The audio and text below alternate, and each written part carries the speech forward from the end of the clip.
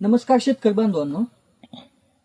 सतत येणाऱ्या पावसामुळं किंवा वातावरणामुळे ह्याच्यामुळं का नाही बागाची हे जे मुळी थांबते. कारण की कंटिन्यू जमीन कशी आहे त्याच्यावर राहता अवलंबून.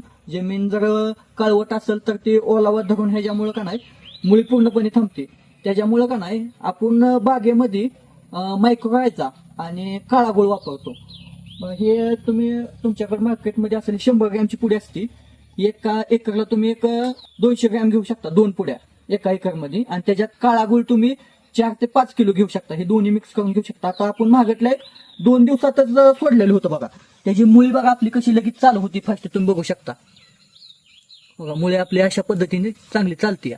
आणि आपण बागामध्ये का नाही कंटिन्यू म्हणजे आपली लागवड केल्यापासून आता हार्वेस्टिंगला एक महिन्याच्या आतमध्ये येतंय. कंटिन्यू आपण मायक्रोरायझा आणि काळा गोळ वापरतो. त्यामुळं रिझल्ट आपल्याला ह्याचा एक नंबर आहे. तुम्ही बी तुमच्या बागामध्ये असेल किंवा फळबागात कुठल्या पण तुम्ही वापरू शकता मुळीसाठी चांगलं जास्त करून.